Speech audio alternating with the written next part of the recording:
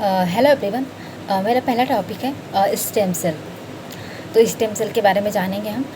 Stem cell क्या होता है? तो जो स्टेम सेल है यह किसी जंतु के शरीर में जो है पाई जाने वाली कोशिकाओं का समूह होता है और ये जो है समसूत्री विभाजन की एक प्रक्रिया होती है। समसूत्री विभाजन के द्वारा जो है यह विभिन्न प्रकार की कोशिकाओं को जन्म देता है। तो हम इसी को जो है स्टेम सेल कहते हैं। तो हमारे बॉडी में तो बहुत सारे सेल हैं। तो स्टेम सेल को कैसे पहचाना जाता है? तो इसके कुछ लक्षण होते हैं जिसके माध्यम से जो है हम स्टेम सेल को अपने बॉडी में पहचान सकते हैं। तो जो स्टेम सेल होते हैं ये जो है विभाजन के कई चक्रों को जो पूरा करने में सक्षम होते हैं। मतलब कि किसी भी प्रकार का विभाजन हो ये उसको पूरा करने में सक्षम होते हैं और ये स्वयं को जो है नवीनीकृत करने की क्षमता होती है इनमें। मतलब अगर कोई स्टेम सेल खराब हो गया है, उसका कोई भाग खराब होने के कगार पर है, तो ये स्वयं को जो है नवीनीकृत कर लेते हैं। और इनका एक खास लक्षण होता है कि ये जो है कई प्रकार की कोशिकाओं में विभाजित होने की भी क्षमता होती है इनमें। मतलब अलग अलग प्रकार की कोशिकाओं जो कि शरीर में मौजूद होती हैं उनमें ये विभाजित हो जा सकते हैं, वैसे बन सकते हैं। तो इन लक्षणों के माध्यम से हम स्टेम सेल को पहचान सकते हैं। अब हम स्टेम सेल के कार्य के बारे में जानेंगे। जो स्टेम सेल होता है यह हमारे बॉडी में क्षतिग्रस्त ऊतक और कोशिका इन सब का जो है पुनर्उद्भवन करने का कार्य करता है। इनको पुनः जो है जागृत करने का कार्य करता है। दूसरा इसका कार्य होता है ये हमारे बॉडी में विभिन्न प्रकार की जो है क्षतिग्रस्त हो रही जो कोशिका होती है, मतलब जो मर रही कोशिका होती है, मतलब किसी वजह से उनको कोई चोट लग गई हो, जल रही हो, तो ऐसी कोशिकाओं को जो है यह पुनर्पूर्ति कर देते हैं, उनको पुनः ला देते हैं। और इनका एक कार्य होता है ये भ्रूण विकास और समान वृद्धि विकास के लिए जो है नई प्रकार की कोशिकाओं को जो है आपूर्ति करने का कार्य करते हैं। तो हम इन स्टेम सेल के कुछ महत्वपूर्ण कार्य के बारे में जाना हमने कि ये किस प्रकार का कार्य करते हैं। अब हम स्टेम सेल के जो है प्रकार के बारे में पढ़ेंगे। स्टेम सेल 5 प्रकार के होते हैं। पहला टोटीपोटेंट स्टेम सेल, दूसरा प्लूरीपोटेंट स्टेम सेल, तीसरा मल्टीपोटेंट स्टेम सेल, चौथा ओलिगोपोटेंट स्टेम सेल और पांचवा यूनिपोटेंट स्टेम सेल। तो ये जो है 5 प्रकार के स्टेम सेल होते हैं। और स्टार्टिंग के जो 2 स्टेम सेल होते हैं टोटीपोटेंट स्टेम सेल और प्लूरीपोटेंट स्टेम सेल, इनको जो है हम एम्ब्रायोनिक स्टेम सेल भी कहते हैं, भ्रूणीय स्तंभ कोशिका। और बाकी के जो 3 स्टेम सेल हैं इनको हम एडल्ट स्टेम सेल कहते हैं, वयस्क स्तंभ कोशिका भी कहते हैं। तो हम टोटीपोटेंट स्टेम सेल के बारे में पढ़ेंगे। टोटीपोटेंट स्टेम सेल जो है ये जो है यह मानव के शरीर के जो है सभी प्रकार की कोशिकाओं में जो विभाजित हो सकता है। कोई भी किसी भी प्रकार की कोशिका उसमें विभाजित होने की जो क्षमता रखते हैं। और जो टोटीपोटेंट स्टेम सेल है हमको जो 5 से 7 दिन की एक निश्चित अवधि होती है, हम इस 5 से 7 दिन की अवधि में जो है टोटीपोटेंट स्टेम सेल को जो प्रारंभिक भ्रूणीय अवस्था से जो है इसको हम प्राप्त कर सकते हैं। लेकिन जब हम टोटीपोटेंट स्टेम सेल को प्राप्त करते हैं प्रारंभिक भ्रूणीय अवस्था से, तो उस अवस्था में जो है भ्रूण की मृत्यु हो जाती है। तो इसीलिए जो है टोटीपोटेंट स्टेम सेल का जो प्राप्ति है भ्रूणीय अवस्था से, इसका पूरे विश्व में प्रतिबंधित कर दिया गया है, क्योंकि जो इससे भ्रूण की मृत्यु हो जाती है। तो इस प्रकार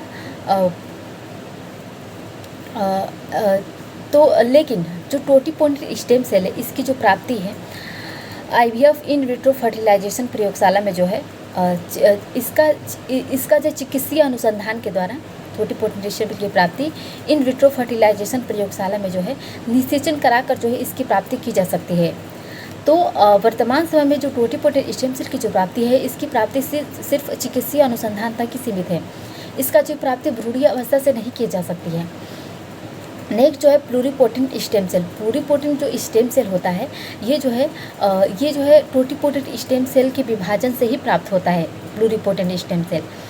लेकिन इसके द्वारा जो है मानव शरीर के जो है अधिकांश ऊतकों और कोशिकाओं का जो निर्माण किया जा सकता है, अधिकांश ऊतकों और कोशिकाओं का। तो चिकित्सा की दृष्टि से देखा जाए तो प्लूरीपोटेंट स्टेम सेल जो है सर्वाधिक महत्वपूर्ण स्टेम सेल है,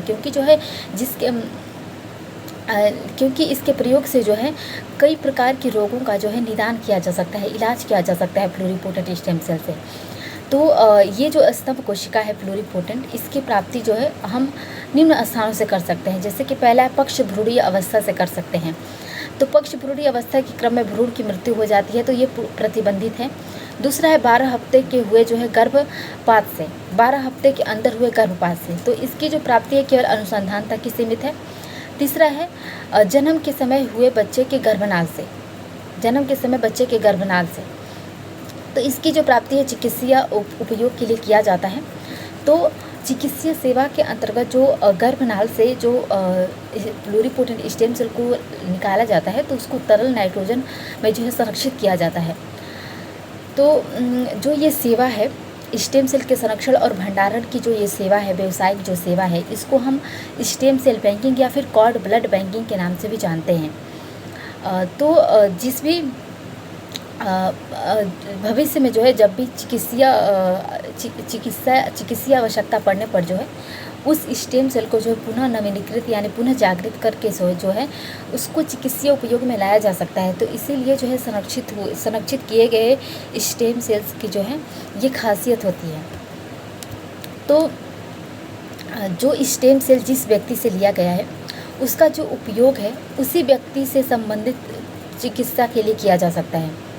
लेकिन उसकी जो प्राप्ति है, लेकिन उसका जो उपयोग है वो जो व्यक्ति है उसके सगे संबंधियों के लिए भी हो सकता है। लेकिन उसके सगे संबंधियों के लिए करने से पहले blood test and HbF human veritable facility, ये जो एक टेस्ट है blood group and HbF test करने के बाद जो है उस स्टेम सेल का जो प्रयोग है उसके संबंधियों के लिए भी किया जा सकता है। तो जो स्टेम सेल बैंकिंग है ये 3 प्रकार का होता है। पहला प्राइवेट स्टेम सेल बैंकिंग, दूसरा पब्लिक स्टेम सेल बैंक, तीसरा कम्युनिटी स्टेम सेल बैंकिंग। तो पहला जो प्राइवेट स्टेम सेल बैंकिंग है, इसमें जिस व्यक्ति से स्टेम सेल लिया जाता है उस स्टेम सेल पर जो है पूर्ण स्वामित्व उसी व्यक्ति का होता है, अर्थात जो है उस स्टेम सेल का प्रयोग किसी अन्य व्यक्ति के लिए नहीं किया जा सकता है।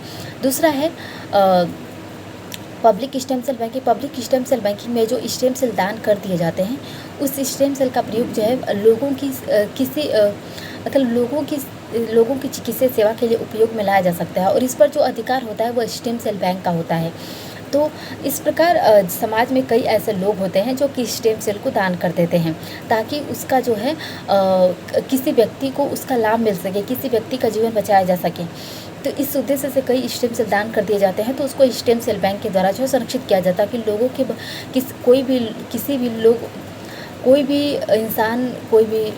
लोगों को जो है उसकी ज़रूरत पड़े तो उसका चिकित्सा सेवा किया जा सके। तीसरा होता है community stem banking. Community stem cell banking जो है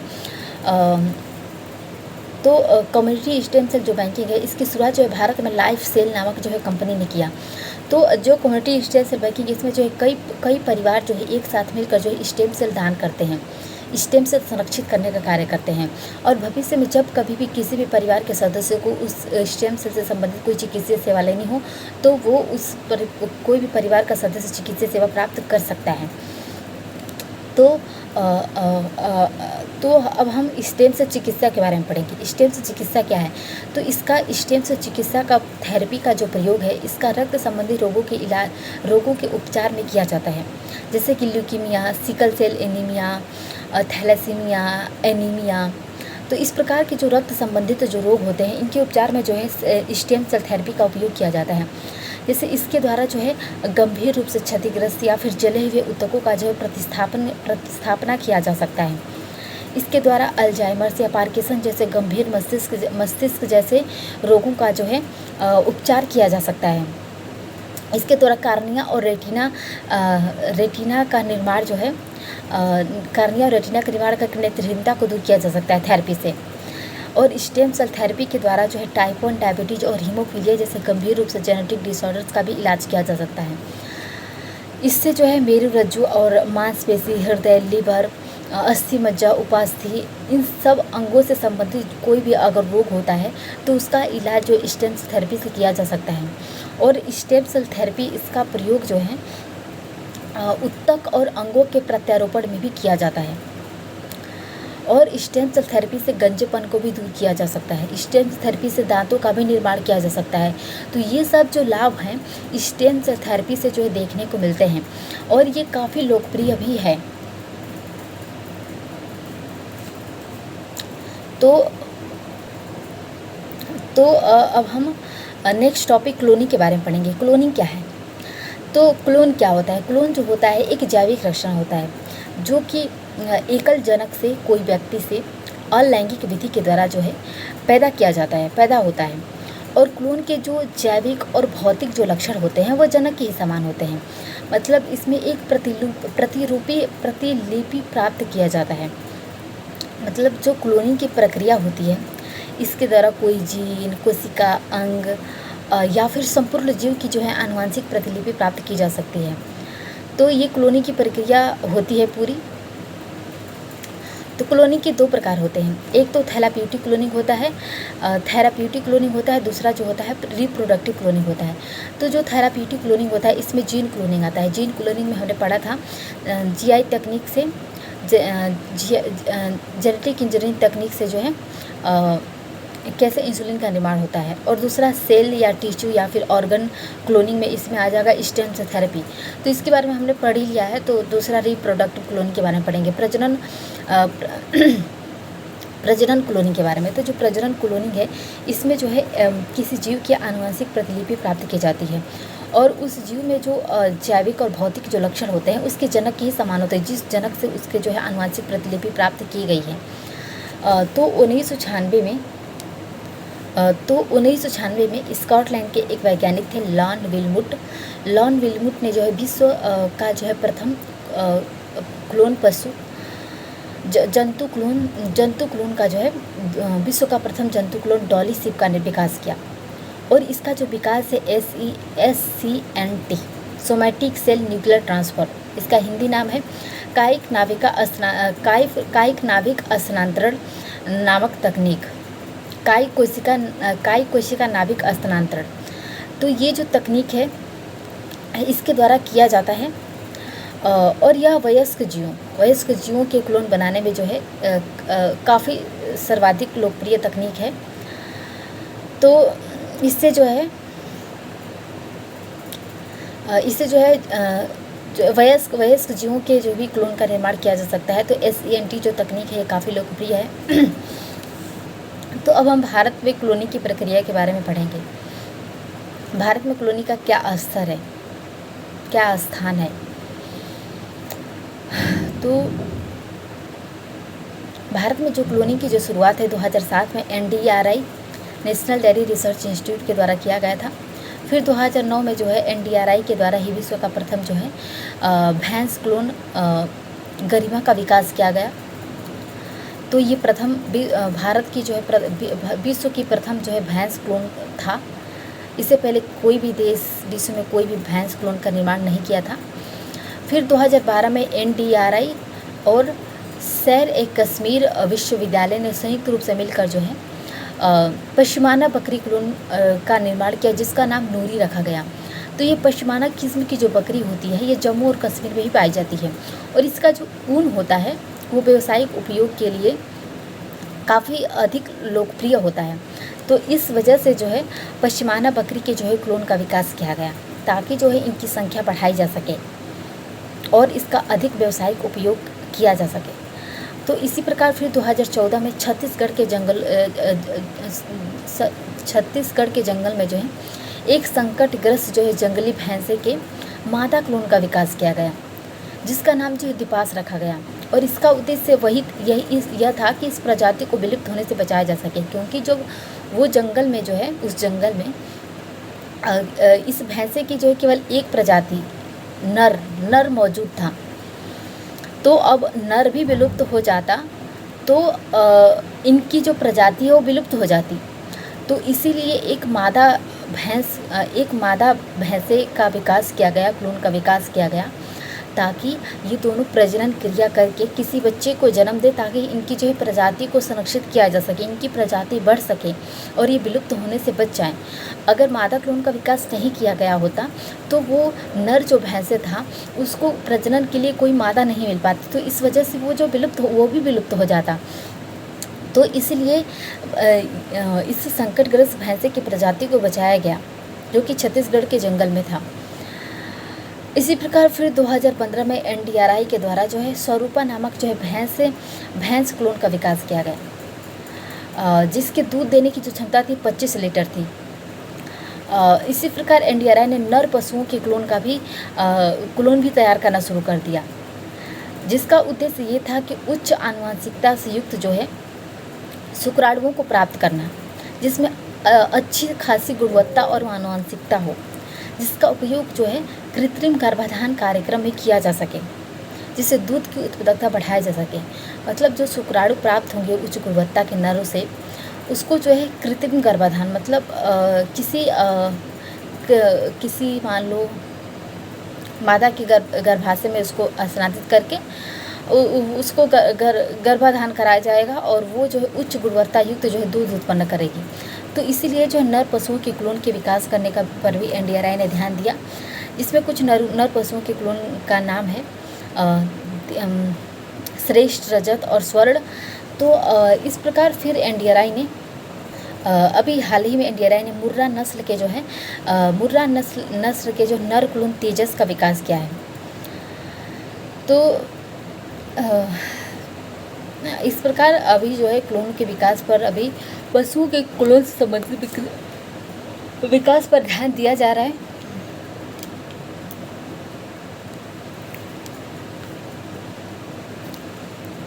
हाँ, और जैसे कि तो भारत में जो क्लोनिंग की जो प्रक्रिया है, इसको शुरू करने का लक्ष्य क्या था? तो इसको पहला लक्ष्य ये था कि पशुधन की गुणवत्ता में सुधार किया जा सके और जो है दूध उत्पादकता को बढ़ाया जा सके। तो भारत विश्व का जो है प्रथम दूध उत्पादक देश है और भारत पशुधन के मामले में भी जो है पशुधन की संख्या के मामले में भी विश्व में प्रथम स्थान पर आता है। लेकिन भारत में मात्र 10% ही पशु ऐसे हैं, पशुधन ऐसा है जो कि उच्च गुणवत्ता से युक्त है। तो इस प्रकार जो है भारत में इसको शुरू करने का लक्ष्य यही था। और NDRB national dairy research board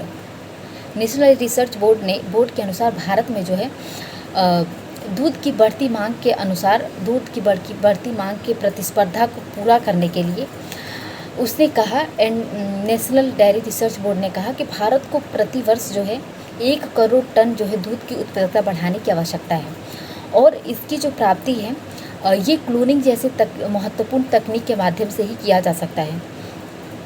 तो उसने जो इस पर आधारित कार्यक्रम को चलाने के लिए बताया और कहा, तो इसीलिए जो भारत जो दूध की उत्पादकता को बढ़ाने के लिए जो है अधिक प्रयासरत है। दूसरा इसका उद्देश्य ये था कि व्यावसायिक महत्व की वस्तुओं के उत्पादन को बढ़ाया जा सके, जैसे कि पश्मीना बकरी के क्लोन का विकास किया गया ताकि जो है पश्मीना बकरी का जो ऊन होता है, पश्मीना जो ऊन होता है उसका जो प्रयोग व्यावसायिक उपयोग में लाया जा सके, उससे जो वस्तुओं का निर्माण किया जा सके। तो इस वजह से जो इसका दूसरा उद्देश्य ये था। तीसरा उद्देश्य ये था कि विलुप्त हो रहे जो है प्रजातियों को बचाने के लिए अंतिम प्रयास करना, जिससे छत्तीसगढ़ के जंगली भैंसे का विकास। तो इस प्रकार जो है ये विभिन्न प्रकार के जो उद्देश्य हैं, लक्ष्य हैं, क्लोनिंग की प्रक्रिया को शुरू करने का लक्ष्य यही था मोस्टली। भारत में जो NDRI है, NDRI के द्वारा जो क्लोनिंग के लिए जो तकनीक अपनाई जाती है, SCNT का जो है संशोधित रूप है हैंड गाइडेड क्लोनिंग टेक्नोलॉजी। तो इसके प्रयोग से जो है NDRI जो है क्लोन का विकास करता है, जिसकी सफलता दर जो है सर्वाधिक है। तो इसी प्रकार जो है क्लोनिंग से संबंधित कुछ मुद्दे भी सामने आते रहते हैं। तो पहला है कि क्लोनिंग की जो सफलता दर है मात्र लगभग 10% ही है। मतलब क्लोनिंग की सफलता दर उतनी नहीं है जितनी होनी चाहिए, मात्र 10% ही है। और दूसरा ये है कि अगर अधिक मात्रा में भ्रूण पशुओं का निर्माण किया जाएगा तो इससे जो आनुवंशिक विविधता होती है वो समाप्त हो जाएगी, और जो देसी नस्ल के जो पशु हैं जो कि प्राकृतिक रूप से मौजूद हैं उनकी संख्या पे में भी कमी आएगी। तो ये जो ऐसे मुद्दे हैं सामने आए, क्योंकि जो है अगर समान दिखने वाले, समान व्यवहार के, समान मतलब ऐसे समान दिखने वाले जो एकल जीव अगर उत्पन्न किए जाएंगे तो जो आनुवंशिक विविधता होती है, जैसे कि मेरी और मेरी बहन में कुछ आनुवंशिक विविधता होंगे, मतलब कुछ ऐसे चीज़ें होंगी जो कि नहीं मिलेंगी, तो इस प्रकार की जो आनुवंशिक विविधता होगी वो समाप्त हो जाएगी पशुओं में, और कुछ देसी नस्ल के जो पशु हैं प्राकृतिक रूप से जो मौजूद हैं वो भी विलुप्त हो जाएंगे, उनकी संख्या भी कम हो जाएगी। तो इस प्रकार की जो चुनौतियां हैं, मुद्दे हैं, वो सामने आने लगे थे। इसीलिए कुछ मानव क्लोन से संबंधित जो है, तो इस प्रकार मानव क्लोन से संबंधित कुछ मानव क्लोन को लेकर भी कुछ मुद्दे सामने आते रहते हैं, सामाजिक मुद्दे। अभी मानव क्लोन बनाया नहीं गया है, मानव क्लोन प्रतिबंधित है पूरे विश्व में मानव क्लोन का निर्माण करना। तो अगर मानव क्लोन बनाया गया, मानव क्लोन के कारण जो है मानव के जो आपसी संबंध होते हैं वो टूट सकते हैं, बिखर सकते हैं, और परिवार और समाज इससे काफ़ी प्रभावित होगा, और इससे एकल जनक की जो अवधारणा होगी उसको बल मिलेगा। एकल जनक की अवधारणा कहने का मेरा अर्थ है मेरे ही जैसे जो कई कृतिका उत्पन्न हो जाएंगी क्लोन के जरिए, क्लोन कृतिका उत्पन्न हो जाएंगी जो एकदम हूबहू मेरी तरह दिखेंगी, मेरी तरह व्यवहार करेंगी। तो इसलिए जो है इससे एकल जनक की अवधारणा को विकसित होगी, और मानव क्लोन और समाज में जो है मानव क्लोन को लेकर पारिवारिक, सामाजिक और नागरिक जो अधिकार हैं उनको समझना, उनका जो समझ अभी विकसित नहीं हुआ है। तो ये अत्यंत एक विवादित मुद्दा है। तो जो मानव क्लोन है, मानव क्लोन का जो दुरुपयोग चिकित्सीय वस्तु के रूप में किया जाता है, तो इसीलिए मानव क्लोन का जो है अभी तक कोई मानव क्लोन के बारे में को लेकर अभी तक कोई अनुमति प्राप्त नहीं हुई है। ये पूरे विश्व में प्रतिबंधित है, क्योंकि जो मानव क्लोन का विकास किया जाने लगा तो मानवीय जो विविधता है उसमें भी कमी आ सकती है। तो हमारा नेक्स्ट टॉपिक है, हमने क्लोन के बारे में पढ़ा। नेक्स्ट टॉपिक है असिस्टेड रिप्रोडक्टिव टेक्नोलॉजी, सहायक प्रजनन तकनीक। तो सहायक प्रजनन तकनीक में पहला जो है मेरा टॉपिक IVF या फिर टेस्ट ट्यूब बेबी।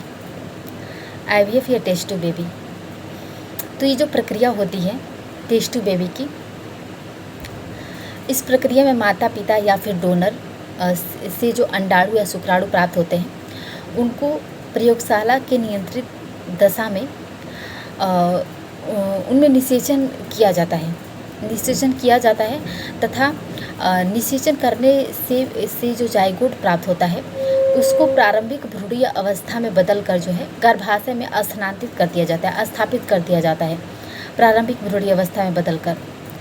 तो जहाँ सामान्य भ्रूण विकास के बाद फिर वहाँ पर जो है सामान्य रूप से जैसे भ्रूण का विकास होता है वैसे जो है सामान्य रूप से भ्रूण का विकास होगा और बच्चा का जन्म होगा। तो इस प्रकार जो है IVF या टेस्ट बेबी के जरिए जो है कई टेस्ट बेबी के जरिए जो है दुनिया का प्रथम टेस्ट जो बेबी है वो ब्रिटेन में 1978 में ल्यूइस ब्राउन ने किया था। ल्यूइस ब्राउन ने किया था।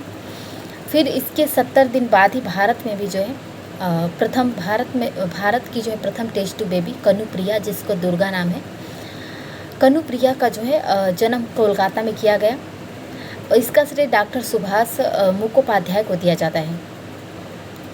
तो टेस्ट ट्यूब बेबी के जरिए जो है ये भी एक सुरक्षित प्रक्रिया होती है, इसमें कोई खतरा नहीं होता है, क्योंकि इसमें सामान्य मतलब कोई इसमें छेड़छाड़ नहीं है, नेचुरली ये प्रक्रिया उत्पन्न की जाती है। बस ये होता है कि इसमें जो जाइगोट होता है उसका जो विकास होता है वो बाहर किया जाता है, प्रयोगशाला की नियंत्रित दशा में किया जाता है, फिर उस जाइगोट को गर्भाशय में स्थानांतरित किया जाता है। तो फिर गर्भाशय में जो है भ्रूण का विकास होता है। दूसरा तकनीक है GIFT, गैमेट इंट्राफैलोपिन ट्रांसफ़र। तो गैलेट इंट्राफैलोपिन ट्रांसफ़र GIFT, तो ये जो है इस प्रक्रिया में जो है अंडाणु और शुक्राणु को जो है सीधे जो है फैलोपिन ट्यूब में डाल दिया जाता है। जो मादा के गर्भाशय में जो फैलोपिन ट्यूब होता है उसमें अंडाणु और शुक्राणु को डाल दिया जाता है, और जो निषेचन की जो क्रिया होती है, जाइगोट बनने की जो क्रिया होती है, वो फैलोपिन ट्यूब में ही होती है। तो इसमें ये प्रक्रिया अपनाई जाती है। दूसरा है ZIFT, जाइगोट इंट्राफैलोपिन ट्रांसफ़र। तो ये जो प्रक्रिया होती है इसमें जो है जो अंडाणु और शुक्राणु प्राप्त होता है उसका निषेचन प्रयोगशाला की नियंत्रित दशाओं में किया जाता है, तथा जो जाइगोट होता है उसको फैलोपिन ट्यूब में स्थानांतरित किया जाता है। तो इसमें ये प्रक्रिया अपनाई जाती है। तो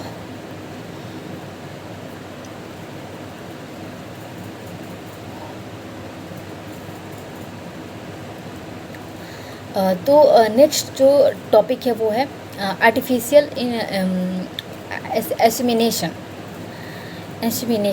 आर्टिफिशियल इंसेमिनेशन।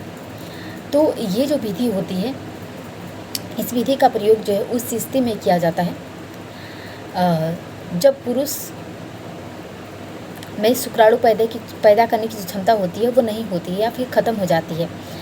तो ऐसी स्थिति में किसी डोनर पुरुष को लाया जाता है जो कि शुक्राणु को दान करता है। फिर उसको जो है उस शुक्राणु को चिकित्सीय यंत्र की सहायता से मादा के जो है स्त्री की गर्भाशय में जो स्थानांतरित कर दिया जाता है, गर्भाशय में पहुंचा दिया जाता है। तो इस प्रकार जो है एक प्राकृतिक निषेचन के द्वारा जो है गर्भाधान की जो पूरी प्रक्रिया होती है वो होती है। उसके बाद बच्चा का जन्म होता है। तो इस प्रकार जो महिला बच्चे को जन्म देगी वो उसमें कुछ लक्षण उस पुरुष के आ जाएंगे, कुछ आनुवंशिक लक्षण, जो कि जिस पुरुष ने जो है शुक्राणु दान किया है। तो इस प्रकार जो है इसलिए इसको जो गुप्तनीय रखा जाता है इस प्रक्रिया को।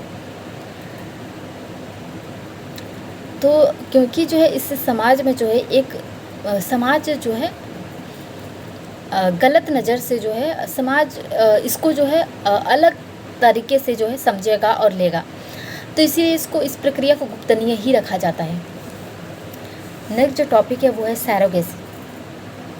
सैरोगेसी जो होता है यह एक चिकित्सीय सेवा है, सैरोगेसी, जिसमें अगर कोई महिला IVF कह लो या फिर टेस्ट ट्यूब बेबी IVF या टेस्ट ट्यूब बेबी से प्राप्त जो है दंपति के भ्रूण का जो वृद्धि विकास कराती है। IVF से जो प्राप्त होता है भ्रूण, उसका जो विकास होता है वो कराती है महिला, तथा जन्म के बाद जो है शिशु को उस दंपति को सौंप देती है। तो इसको जो है गेस्टेशनल सैरोगेसी भी कहते हैं। तो भारत में जो सैरोगेसी की जो प्रक्रिया है ये 2 प्रकार की होती है। एक तो कॉमर्शियल सैरोगेसी, दूसरा जो है अल्ट्रिस्टिक सैरोगेसी। तो कॉमर्शियल जो सैरोगेसी है, व्यावसायिक सैरोगेसी इसका हिंदी में नाम है। तो जो व्यावसायिक सैरोगेसी है कॉमर्शियल, इसमें जो है इसमें सैरोगेट माँ को जो है सेवा के बदले जो है कुछ उचित शुल्क प्रदान किया जाता है। तो भारत में इसकी शुरुआत जो है ICMR ने किया था 2002 में। फिर 2012 तक जो भारत इसका जो है विश्व प्रसिद्ध बाजार बन गया, और इसकी जो मूल्य थी वह जो है विश्व प्रसिद्ध बाजार बन गया, और इसका मूल्य जो है लगभग $5 बिलियन प्रति वर्ष का था। तो भारत में व्यावसायिक सैरोगेसी को लेकर जो है कई प्रकार के जो विवाद सामने आने लगे, जैसे कि सैरोगेट जो महिलाएं होती थी उनके जो है गरिमा का हनन किया जाने लगा, उनको शोषित किया जाने लगा, उनके जो है उन पर जो है उनकी निष्ठा का हनन किया जाने लगा। तो इस प्रकार जो उनके मौलिक अधिकारों का हनन किया जाने लगा सैरोगेट महिलाओं के। दूसरा ये आया कि जो सैरोगेसी से जो प्राप्त जो शिशु होते थे उनके नागरिकता को लेकर भी कई प्रकार के विवाद सामने आने लगे। कि मान लो कोई विदेशी कोई व्यक्ति है, वो आके भारत में सैरोगेसी की सेवा लेता है, तो सैरोगेसी से जो बच्चा प्राप्त होगा उसके नागरिकता से संबंधित विवाद सामने आने लगे थे कि उसको भारत का नागरिकता प्रदान होगा या फिर उस देश का नागरिकता प्रदान होगा। तो इस प्रकार के जो विवाद है नागरिकता से संबंधित वो सामने आने लगे। और जो सरोगेट महिलाएं थी, इनके जो है इनके अधिकारों की रक्षा के लिए उचित कानून का अभाव था। कोई कानून मौजूद नहीं था ताकि इनके अधिकारों की रक्षा की जा सके, मौलिक अधिकारों की रक्षा की जा सके। और सरोगेसी का जो चिकित्सीय सेवा था, इसका जो आधार था, इसको चिकित्सीय सुविधा में बदल दिया गया था। समाज में स्थापित हो गया चिकित्सीय सुविधा के रूप में। मतलब ये तो एक सेवा के लिए था समाज में कि अगर किसी कोई महिला अगर बच्चा उसको नहीं मिल रहा है, बच्चे की जो मतलब बच्चा की प्राप्ति नहीं हो पा रही है, ज़्यादा वर्ष हो गया, तो वो जो सरोगेसी के माध्यम से बच्चे को जन्म दे सकती है, बच्चे को ले सकती है। तो ये जो है एक चिकित्सीय सेवा थी, लेकिन इसको समाज ने एक चिकित्सीय सुविधा के रूप में कन्वर्ट कर दिया। जैसे कि इसका दुरुपयोग किया जाए, जैसे कि कोई स्वस्थ दंपति है, स्वस्थ कोई स्त्री पुरुष है, तो वो जो है महिला जो है, जो स्वस्थ स्त्री पुरुष है, वो जो महिला है बच्चे को जन्म दे सकती है खुद, लेकिन वो जो है खुद अपने बॉडी में बच्चे को जन्म ना करा के उसको IVF के द्वारा किसी अन्य महिला से सरोगेसी की सेवा लेती है। और दूसरा है, इसके कुंवारे व्यक्तियों द्वारा भी इसका दुरुपयोग किया जाने लगा, और विदेशी व्यक्तियों द्वारा ये तो किया ही जाता था, विदेशी व्यक्तियों द्वारा किया जा रहा था। इसलिए तो नागरिकता को लेकर जो है कई प्रकार के विवाद सामने आ गए, सरोगेसी से उत्पन्न जो शिशु थे। तो इन सभी मुद्दों को देखते हुए जो है सुप्रीम कोर्ट ने सलाह दिया कि व्यावसायिक सरोगेसी को 2015 से जो है सुप्रीम कोर्ट की सलाह से व्यावसायिक सरोगेसी को 2015 से प्रतिबंधित कर दिया गया। और इस पर जो है कानून बनाने की जो प्रक्रिया थी शुरू हुई, ताकि महिलाओं के जो है गरिमा का हनन यानी अधिकारों की रक्षा की जा सके। तो जो है दूसरा सरोगेसी का जो प्रकार है अल्ट्रिस्टिक सरोगेसी, परोपकारी सरोगेसी।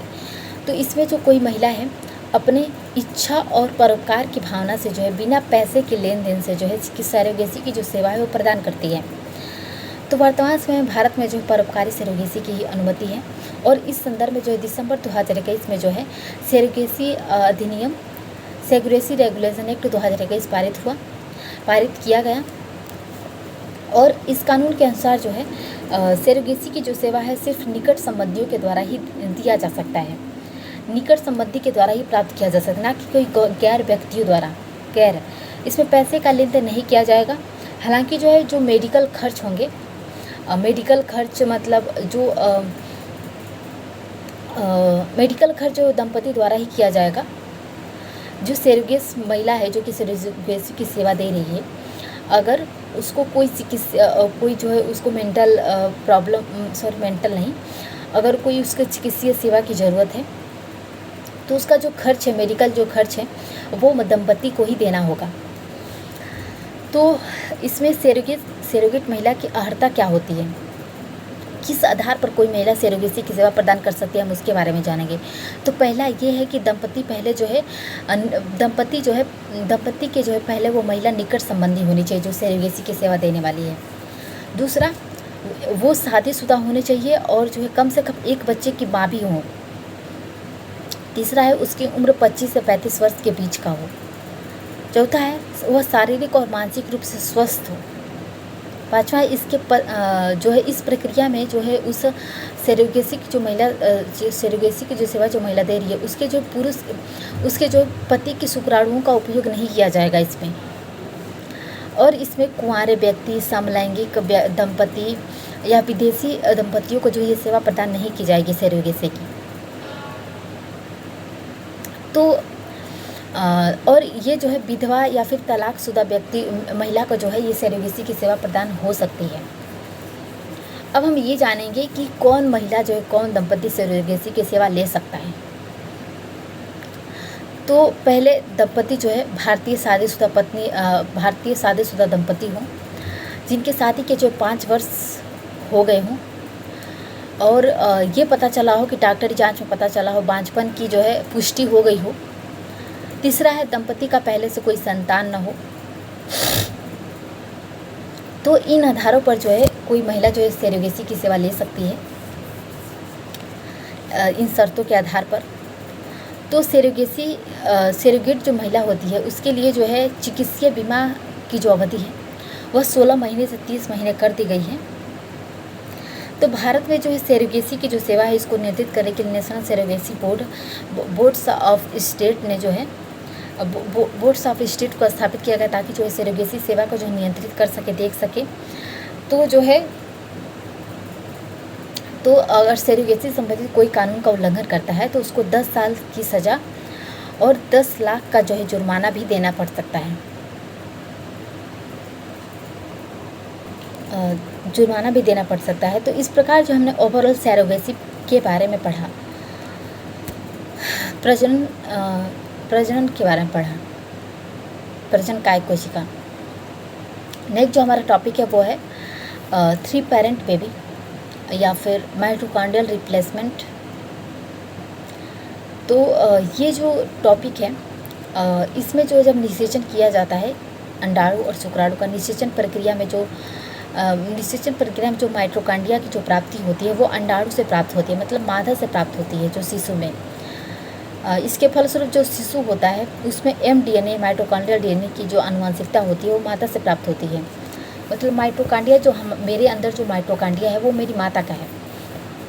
तो इसलिए जो है ये निषेचन की प्रक्रिया में जो है ऐसा होता है। तो माइटोकॉन्ड्रिया में जो है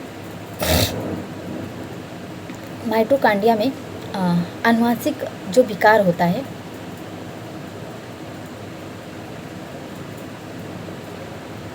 माइटोकॉन्ड्रिया में आनुवंशिक विकार के कारण जो है विभिन्न प्रकार के रोग प्रकट होते हैं, जिससे जो जनसंख्या में महिलाएं जो ज़्यादा प्रभावित होती हैं।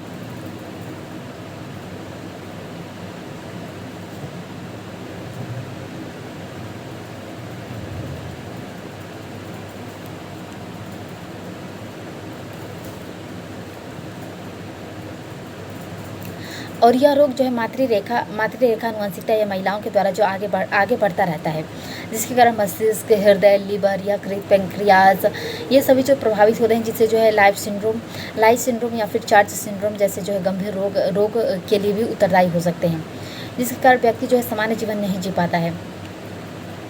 तो जैसा कि मैंने बताया जो शिशु होता है उसमें जो mDNA होता है उसकी माता से प्राप्त होता है। अगर माता में जो कोई माता के DNA में जो है माइटोकॉन्ड्रिया में कोई जो है माइटोकॉन्ड्रिया में कोई आनुवंशिक विकार होता है तो उस बच्चे में भी आनुवंशिक विकार जाएगा। तो ये जो है पूरी प्रक्रिया पीढ़ी चलती रहेगी, ये कभी सुधरेगा ही नहीं।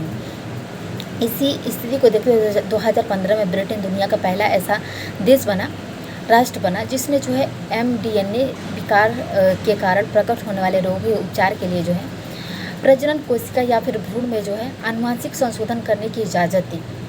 भ्रूण में आनुवंशिक संशोधन करने की। तो इस तकनीक को जो है IVF या फिर माइटोकॉन्ड्रियल रिप्लेसमेंट थेरेपी भी कहते हैं। तो इस विधि में जो है माता पिता के अलावा जो एक अंडाणु जो है प्रदान करता यानी दाता एक महिला भी होती है, जो भ्रूण के लिए जो है एक स्वस्थ जो है माइटोकॉन्ड्रिया दान करती है और उस माइटोकॉन्ड्रिया को जो है भ्रूण में संशोधित कर दिया जाता है, स्नातित कर दिया जाता है। इसी प्रकार 2016 में अमेरिकी डॉक्टरों के प्रयास से जो है पहला जो है 3 पेरेंट बेबी का जन्म मैक्सिको में हुआ था। तो IVF जो तकनीक है, विधि है, ये 2 प्रकार की होती है। एक तो माइटोकॉन्ड्रियल ट्रांसफ़र, दूसरा जो प्रो न्यूक्लियर ट्रांसफ़र। जो माइटोकॉन्ड्रियल ट्रांसफ़र होता है इसमें जो माइटोकॉन्ड्रिया का जो संशोधन होता है, माइटोकॉन्ड्रिया जो संशोधित किया जाता है वो जो है निषेचन से पहले किया जाता है। मतलब अंडाणु और शुक्राणु के निषेचन से पहले ही जो है माइटोकॉन्ड्रिया को बदल दिया जाता है। तो ये जो तकनीक होती है अधिक लोकप्रिय है, अधिक इसका प्रयोग किया जाता है। दूसरा है प्रो न्यूक्लियर ट्रांसफ़र में इसमें जो माइटोकॉन्ड्रिया का जो संशोधन होता है, बदलाव होता है, वो जो है जाइगोट में किया जाता है। मतलब जब अंडाणु और शुक्राणु का जब निषेचन हो जाता है, निषेचन के बाद जो जाइगोट बनता है उसमें जो है माइटोकॉन्ड्रिया का mDNA का जो है संशोधन किया जाता है, बदला जाता है। तो ये जो होती प्रक्रिया है ये कम लोकप्रिय है क्योंकि जो इसमें बहुत अधिक खतरा भी होता है।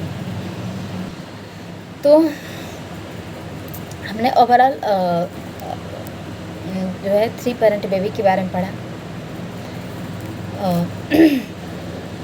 नेक्स्ट जो हमारा टॉपिक है वो है फॉरेंसिक बायोटेक्नोलॉजी, इसमें जो पढ़ेंगे DNA fingerprinting, polygraphy, narco analysis, brain mapping and जो है बायोमेट्रिक्स। तो पहला जो टॉपिक है इसमें डीएनए प्रोफाइलिंग या फिर फिंगरप्रिंटिंग। डीएनए प्रोफाइलिंग या फिर फिंगरप्रिंटिंग क्या है? तो ये जो है आनुवंशिक पदार्थ जो होते हैं, आनुवंशिक पदार्थों में पाए जाने वाले कोई सूक्ष्म जो कण होता है, उसकी विशेषताओं के आधार पर जो है किसी व्यक्ति या जीव के जो है पहचान को स्थापित करना ही डीएनए प्रोफाइलिंग कहलाता है। मतलब उस आनुवंशिक पदार्थ के माध्यम से जो है उस व्यक्ति की पहचान की जा सकती है। तो इसी को हम डीएनए प्रोफाइलिंग या डीएनए जो है फिंगरप्रिंटिंग कहते हैं। तो इस प्रक्रिया में डीएनए में पाए जाने वाले विशिष्ट अनुक्रम जैसे कि VNTR, variable number of tandem repeats, तो ये जो होता है, या फिर माइक्रो सैटेलाइट डीएनए की जो है समानता अथवा उसके अंतर के आधार पर जो है व्यक्ति की पहचान स्थापित की जाती है। अगर उसमें जो है ये जो है माइक्रो सैटेलाइट डीएनए अगर उसमें समानता नहीं है, अगर उसमें मैच नहीं कर रहा है उस व्यक्ति से, तो वो जो है उस व्यक्ति की पहचान वो असल में वो व्यक्ति है या फिर नहीं। तो ये जो प्रक्रिया होती है काफ़ी लोकप्रिय होती है, क्योंकि जो अगर कोई आपराधिक मामला भी होता है तो उसमें पहले डीएनए टेस्टिंग किया जाता है, डीएनए प्रोफाइलिंग किया जाता है, ताकि उस व्यक्ति के बारे में सही जानकारी प्राप्त की जा सके, ताकि वो व्यक्ति सच में वही व्यक्ति है या फिर नहीं। तो डीएनए प्रोफाइलिंग के लिए किसी व्यक्ति की जो है रक्त कोशिका या फिर लार में उपस्थित कोशिका या फिर जड़ सहित कोई बाल हो गया, कोई मेरा एक बाल हो गया, त्वचा का कोई कोशिका हो गया, शुक्राणु हो गया आदि से जो है हम डीएनए की प्राप्ति कर सकते हैं। इन सभी चीज़ों से, जैसे मेरा एक बाल ही निकल गया या ये बरौनी निकल गया, इससे हम डीएनए प्राप्त कर सकते हैं। मेरे अंदर जो डीएनए मौजूद है, मेरे एक बाल से जो है डीएनए प्राप्त किया जा सकता है प्रयोगशाला में। तो फिर उसका टेस्ट किया जा सकता है, मतलब चेक डीएनए प्रोफाइलिंग किया जा सकता है कि वास्तव में मैं उनका पुत्र हूँ या फिर वास्तव में मैंने ही अपराध किया है। मतलब ऐसा कोई भी मामला होता है वो उसको लेकर जो है डीएनए प्रोफाइलिंग किया जाता है। तो इस तकनीक का जो विकास है 1984 में किया गया था ब्रिटेन में। भारत में जो इसका विकास है हैदराबाद में किया गया 1988 में।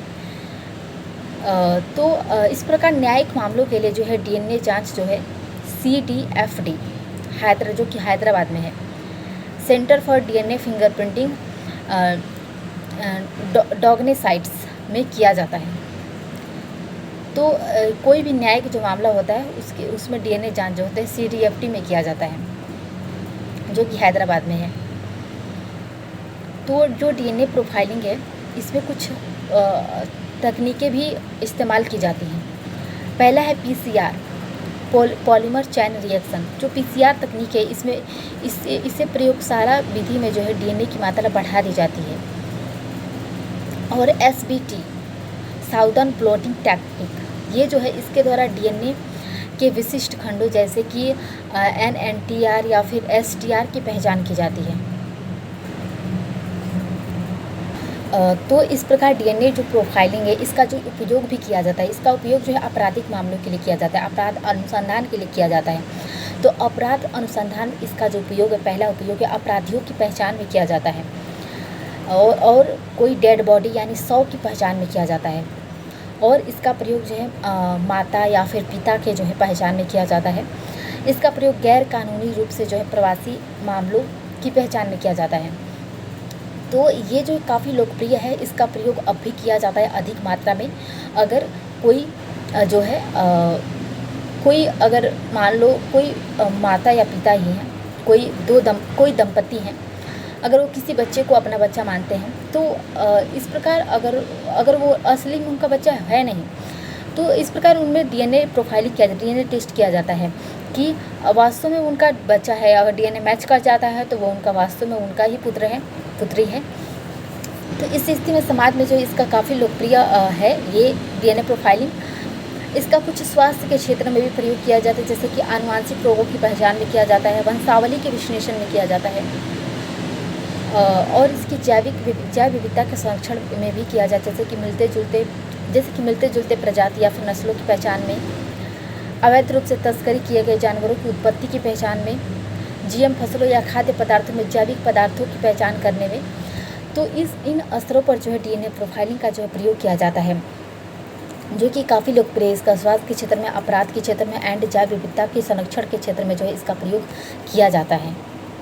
नेक्स्ट जो टॉपिक है वो पोलियोग्राफी, इसको लाई डिटेक्टिव टेस्ट भी कहते हैं। पोलियोग्राफी जो है इसका वैज्ञानिक जो आधार है कुछ झूठ बोलने वाले व्यक्तियों, कुछ नहीं मतलब इसका जो आधार है वो झूठ बोलते समय जो है व्यक्ति के शरीर, कोई अगर व्यक्ति झूठ बोल रहा है तो उसके शरीर में होने वाले सूक्ष्म कुछ परिवर्तन होते हैं।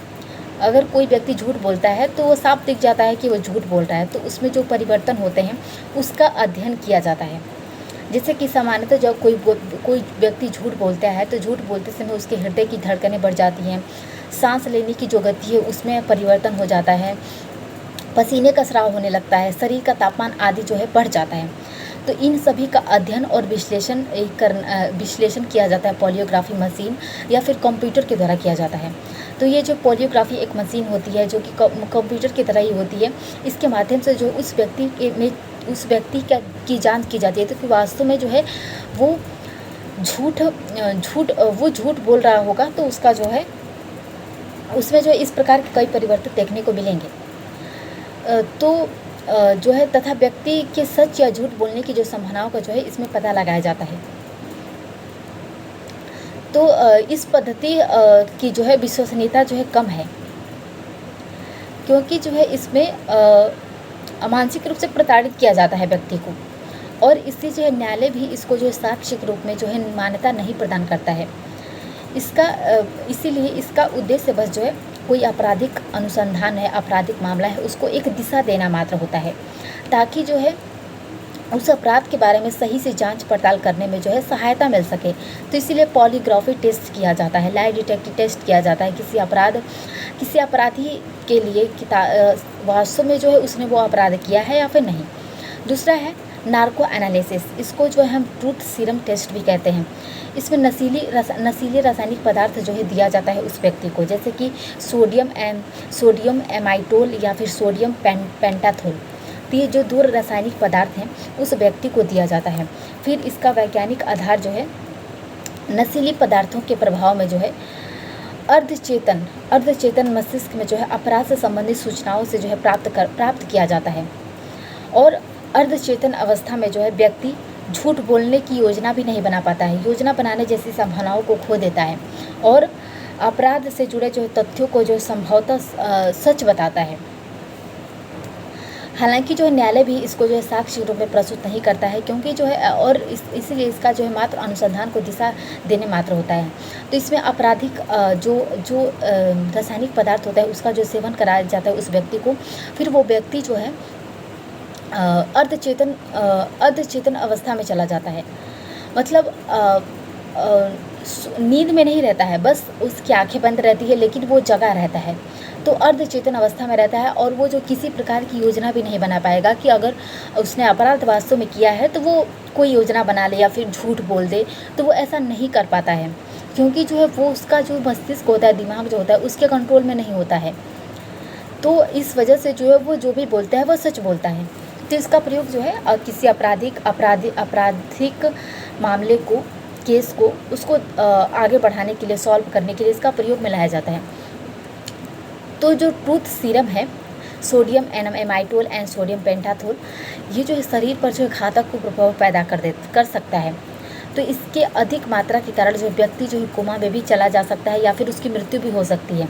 तो ये जो है बहुत कम रेयर केस में ही इसका उपयोग किया जाता है, क्योंकि जो है इससे व्यक्ति जो है नार्को एनालिसिस में जो है एक व्यक्ति के शरीर पर जो है काफ़ी मानसिक और शारीरिक रूप से उसको प्रताड़ित किया जाता है।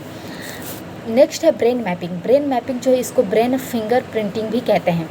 तो ये जो प्रक्रिया होती है इसमें EEG, इलेक्ट्रो इंसेफ्लोग्राम, तो ये जो है EEG की मदद से जो है मस्तिष्क तरंगों का जो है अध्ययन कर जो है व्यक्ति के अपराध से जुड़े संदर्भों की जांच की जाती है।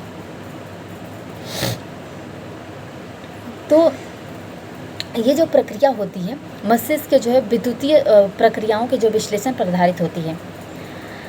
दिमाग से जो तरंगें उत्पन्न होती हैं उस पर आधारित होती है। तो इस प्रक्रिया में किसी नशीली पदार्थ का सेवन नहीं कराया जाता है और न ही कोई प्रश्न पूछे जाते हैं। फलस्वरूप जो है संदिग्ध को जो है शारीरिक और मानसिक यातना से नहीं गुजरना पड़ता है।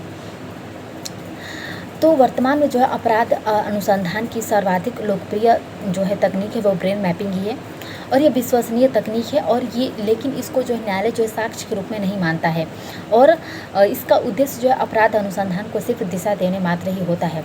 तो ब्रेन मैपिंग में कोई शारीरिक और मानसिक रूप से प्रताड़ना नहीं किया जाता है। इसमें बस उस व्यक्ति के जो है मस्तिष्क में कई प्रकार के ऐसे जो है उसके मस्तिष्क के तरंगों को जो है कैप्चर करने के लिए लगा दिया जाता है उसके मस्तिष्क में और उसको कंप्यूटर के सामने बैठा दिया जाता है। तो वो व्यक्ति जो होता है वो कंप्यूटर में देखता रहे, कंप्यूटर में जो है उसको पिक्चर्स तस्वीरें दिखाई जाती हैं ताकि जो है उस मान लो अगर कोई व्यक्ति ने अपराध किया है तो कंप्यूटर पर जो चाकू दिखा दिया जाएगा। तो अब वो व्यक्ति वास्तव में अपराध किया रहेगा तो उसके मस्तिष्क में तरंगें उत्पन्न होगी, घबराएगा। तो वो जो तरंगे होगी उसके माध्यम से जो उन तरंगों के माध्यम से जो है पता लगा लिया जाएगा कि वास्तव में इस व्यक्ति ने अपराध किया है कि नहीं। अगर वो व्यक्ति अपराधी नहीं होगा, अगर वो चाकू या फिर कोई गड्ढा या फिर ऐसी चीज़ें जो दिखाई जाएंगी, फांसी का फंदा दिखाया जाएगा, तो ये जो दिखाए जाएंगी तो उस व्यक्ति में कोई ऐसा तरंग उत्पन्न नहीं होगा क्योंकि जो उसने अपराध नहीं किया है। अगर अपराध किया रहेगा तो उसमें जो वैसी तरंगें उत्पन्न होगी क्योंकि वो जो घबरा जाएगा, डर जाएगा। तो इसलिए जो इसका टेस्ट किया जाता है और ये अधिक लोकप्रिय है ब्रेन मैपिंग। इस प्रकार जो है आर्टिकल 20 के जो है अध्याय 3 में साफ साफ लिखा है कि व्यक्ति से जो है प्राप्त सूचना का प्रयोग जो है कोई व्यक्ति अगर गवाही देता है, मतलब कोई व्यक्ति अगर कुछ बोलता है तो उस व्यक्ति के खिलाफ जो है साक्ष्य रूप में प्रस्तुत नहीं किया जा सकता। अगर मान लो किसी व्यक्ति ने अपराध किया है और उसने कबूल कर लिया कि हाँ मैंने इस व्यक्ति को ऐसे मारा, यहाँ पे मारा, ऐसे किया, तो उस व्यक्ति को खुद वो व्यक्ति जो है अपने लिए गवाही नहीं दे सकता है कोर्ट में। तो उस गवाही के लिए या फिर उसके लिए जो सबूत जुटाना पड़ता है, सबूत के जरिए जो उसको कोर्ट में पेश किया जाता है। तो इसी आधार पर जो पॉलीग्राफी, नार्को और एनालिसिस और ब्रेन मैपिंग जो है ये साक्ष्य के रूप में न्यायालय में नहीं प्रस्तुत किया जाता है क्योंकि जो है इसमें जो व्यक्ति खुद के प्रति ही गवाही देता है। तो इसीलिए बस इसका उद्देश्य जो है एक अपराध अनुसंधान को दिशा देने मात्र का होता है। नेक्स्ट टॉपिक है बायोमेट्रिक्स। बायोमेट्रिक जो है शारीरिक और व्यवहारिक लक्षण के जो आधार पर किसी व्यक्ति की पहचान स्थापित की जाती है। शारीरिक और व्यवहारिक लक्षण के आधार पर इस तकनीक को इसीलिए बायोमेट्रिक्स कहते हैं। इसमें व्यक्ति के जो विशिष्ट और अपरिवर्तित रहने वाले जो है गुणों का अध्ययन संवेदी उपकरणों और कंप्यूटर के द्वारा किया जाता है। जैसे इसके दो प्रकार के होते हैं, एक तो होता है शारीरिक, एक तो होता है व्यवहारिक, दूसरा होता है शारीरिक। तो शारीरिक में जैसे फिंगरप्रिंट, फेस या फिर हैंड, फिंगर जो है फिंगर बैंड, और बिहेवियर में हो गया सिग्नेचर, वॉइस, आवाज़, बॉडी लैंग्वेज। तो इन सभी आधारों पर जो है शारीरिक और व्यवहारिक लक्षणों के आधार पर जो इसमें बायोमेट्रिक्स में व्यक्ति की जो पहचान की जाती है। जिससे इसका उपयोग किया जाता है, इसका उपयोग नागरिकों की डिजिटल पहचान में, जैसे कि आधार कार्ड के पहचान में किया जाता है। आधार कार्ड की पहचान में फिंगरप्रिंट लिया जाता है, व्यक्ति के शारीरिक लक्षण लिए जाते हैं। बायोमेट्रिक्स बैंकिंग या फिर बायोमेट्रिक्स एटीएम की पहचान में किया जाता है। सुरक्षित इंटरनेट और सुरक्षित ई-कॉमर्स में किया जाता है। इसका उपयोग जो है इसके द्वारा जो साइबर क्राइम की रोकथाम की जा सकती है। इसके द्वारा जो है दफ्तरों और विभागों की उपस्थिति दर्ज की जा सकती है। इसके द्वारा अपराध अनुसंधान और सामाजिक सुरक्षा में मदद मिलती है। तो अभी हाल ही में भारतीय हवाई अड्डों पर जो बायोमेट्रिक्स आधारित जो फेशियल जो है रिकॉग्निशन टेक्नोलॉजी के द्वारा जो है डीजी यूत्रा प्रोग्राम की जो है शुरुआत की गई है, जिसमें जो है हवाई यात्रियों की जो है पहचान कैमरों से किया जाता है। इस प्रकार जो बायोमेट्रिक्स आंकड़ों के संग्रहण और उपयोग के संदर्भ में जो है नागरिकों की निजता से संबंधित मुद्दे उठ रहे हैं। तो इस प्रकार जो है बायोमेट्रिक्स का प्रयोग जो है किया जाता है। तो मेरा नेक्स्ट टॉपिक है जीन थेरेपी है। जीन थेरेपी, जीन चिकित्सा क्या है? तो जीन चिकित्सा जो है जेनेटिक इंजीनियरिंग या फिर जीनोम एडिटिंग पर आधारित जो चिकित्सीय विधि होता है जीन चिकित्सा, जिसके द्वारा जो कई आनुवंशिक और आपराधिक रोगों की जो उपचार किया जा सकता है। आनुवंशिकता से संबंधित जेनेटिक डिसऑर्डर्स, इस प्रकार के जो रोग होते हैं इनका उपचार जो होता है जीन थेरेपी से किया जा सकता है, जीन चिकित्सा से किया जा सकता है। तो जीन चिकित्सा में मुख्य तौर पर जो 2 विधियों का उपयोग किया जाता है। पहला तो होता है रोगों के लिए उत्तरदायी जीन को जो है जीनोम से हटा दिया जाता है। मतलब कोई व्यक्ति में अगर रोग हो रहा है तो जिस जीन से वो रोग हो रहा है तो उस जीन को उस व्यक्ति के बॉडी से हटा दिया जाता है। दूसरा जो होता है रोगों के लिए उत्तरदायी जीन को जो है जीन को हटाकर फिर उसमें स्वस्थ जीन को जो है प्रतिस्थापित किया जाता है। तो ये 2 विधियाँ होती हैं, इनका 2 विधियों का प्रयोग जो है जीन चिकित्सा में किया जाता है। इस कार्य में जो है रेस्ट्रिक्शन एंडोन्यूक्लियस एवं जो है लाइगेज एंजाइम, इसका उपयोग किया जाता है। जीन ट्रांसफ़र के लिए जो है संवाहक या वेक्टर के रूप में जो है वायरस को उपयोग में लाया जाता है। वायरस का उपयोग जो वेक्टर और संवाहक के रूप में किया जाता है किसी जीन ट्रांसफ़र के लिए, जीन चिकित्सा के लिए, जेनेटिक इंजीनियरिंग के लिए। तो जीन चिकित्सा में जो है स्टेम सेल का प्रयोग भी किया जाता है। इसके फलस्वरूप जो कोशिकाओं की संख्या में वृद्धि की जाती है। तो स्टेम सेल का प्रयोग करके जो जीन चिकित्सा में कोशिकाओं में जो वृद्धि की जाती है, जैसे कि मैंने बताया कि स्टेम सेल जो है कई प्रकार की कोशिकाओं में विभाजित होने की क्षमता होती है इनमें। नेक्स्ट है जीन चिकित्सा का प्रथम सफल परीक्षण जो है 1990 में जो है डॉक्टर फ्रेंच एंडरसन के द्वारा किया गया था 1990 में। फिर इन्होंने जो इस विधि से SCID several combined immuno deficiency disease SCID का जो उपचार किया इन्होंने। तो इस रोग में जो है व्यक्ति की जो है प्रतिरक्षा जो प्रणाली होती है वो ध्वस्त हो जाती है और जो है इसे जो बबल बॉय सिंड्रोम भी कहते हैं। तो SCID नामक गंभीर रोग का इलाज जो है उन्होंने किया, डॉक्टर फ्रेंच एंडरसन ने किया 1990 में। तो जीन चिकित्सा के जो 2 मुख्य प्रकार होते हैं, पहला होता है काई कोशिका सोमैटिक सेल जीन थेरेपी, दूसरा होता है प्रजनन कोशिका। तो पहला जो काई कोशिका है, काई कोशिका का जो प्रभाव होता है सिर्फ उस व्यक्ति तक ही होता है, अगली पीढ़ी पर कोई प्रभाव नहीं पड़ता है काई कोशिका का। इसका परीक्षण स्थल पर जो है ये जो परीक्षण स्थल पर उपलब्ध होता है। दूसरा जो प्रजनन कोशिका होता है, इससे चिकित्सीय प्रभाव जो सभी भावी पीढ़ियों में देखने को मिलता है और ये काफ़ी विवादित और प्रतिबंधित है, क्योंकि जो इससे और बाकी की जो पीढ़ियाँ होती हैं वो जो है प्रभावित होती हैं। तो जीन चिकित्सा की सफलता दर जो कम होने के कारण जो है विश्व में ज़्यादातर देशों में जो इसे उपचार के रूप में जो प्रयोग में नहीं लाया जाता, क्योंकि जो इससे जो काफ़ी खतरे उत्पन्न होते हैं। सामान्यतः जो चिकित्सीय परीक्षण के तौर पर जो इसका उपयोग नहीं किया जाता है, प्रतिबंधित है।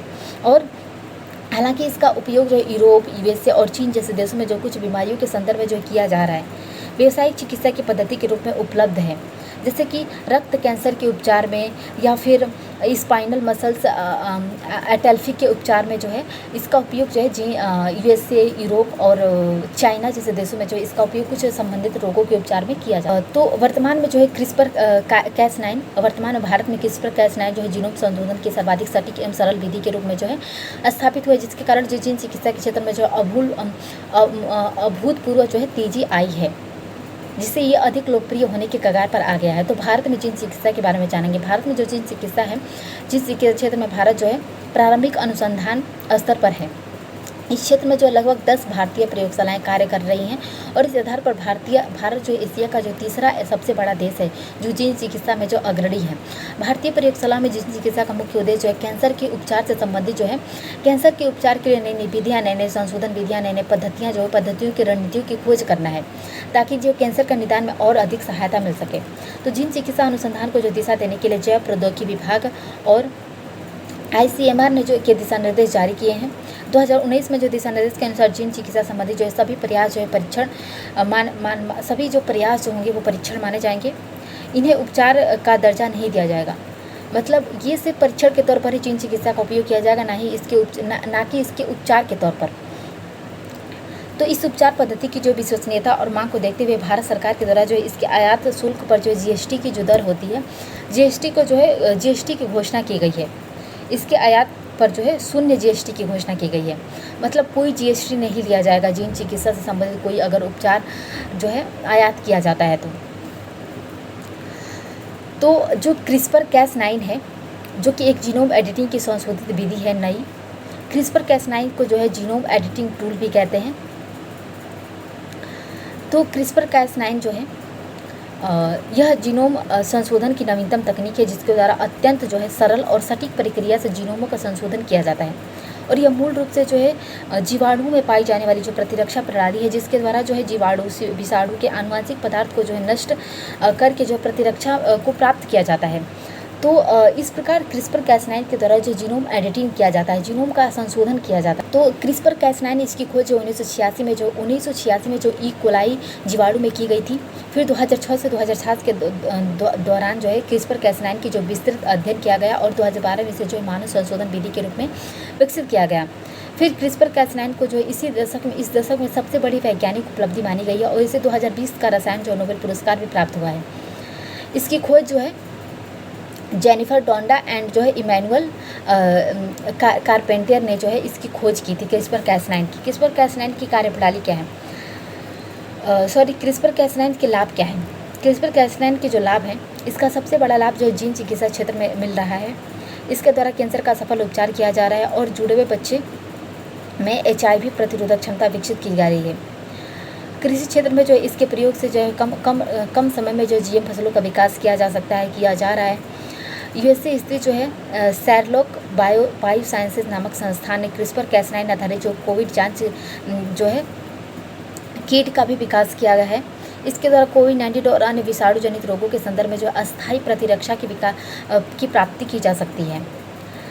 तो क्रिस्पर Cas9 के द्वारा जो है सूक्ष्म जीवों की आनुवंशिकता में बदलाव किया जा सकता है, उनका वैज्ञानिक औद्योगिक उपयोग बढ़ाया जा सकता है। तो इस प्रकार के कई महत्वपूर्ण जो हमें लाभ होंगे वो क्रिस्पर Cas9 से देखने को मिलेंगे, जो कि हमें कम समय में और कम हानि में हमें अधिक लाभ पहुंचा सकता है। तो क्रिस्पर Cas9 के कुछ मुद्दे भी सामने आते हैं, जैसे कि यह डिजाइनर बेबी की संकल्पना को बल देगा। इसके फलस्वरूप मानव भ्रूण पर इसका प्रयोग प्रतिबंधित है। मानव के भ्रूण पर इस पर आधारित चिकित्सीय पद्धति अत्यंत महंगी है और इसका लाभ धनी वर्ग ही उठा पाएंगे। तो इसलिए क्रिस्पर Cas9 पद्धति से संबंधित कुछ मुद्दे भी, चुनौतियां भी सामने आती हैं, जिसके बारे में हमने जाना पड़ा। तो नेक्स्ट टॉपिक है वह जीन साइलेंसिंग है। जीन साइलेंसिंग जो है ये दो प्रकार की होती है। एक तो नॉक डाउन मेथड और दूसरा नॉक आउट मेथड। तो नॉक डाउन मेथड में जो है DNA इंटरफेरेंस आता है और एंटीसेंस टैग आता है, और नॉक आउट मेथड में जो क्रिस्पर Cas9 आता है। तो नॉक डाउन जो मेथड है जीन सीक्वेंसिंग का, इसमें जो जीन को हटाया नहीं जाता है, बल्कि जो है प्रोटीन संश्लेषण की प्रक्रिया रोक दी जाती है। नॉकआउट मेथड में इसके द्वारा जीन को जो है जीनोम से पूर्ण रूप से हटा दिया जाता है। तो इस प्रकार जो है जीन साइलेंसिंग की जो प्रक्रिया होती है पूरी होती है।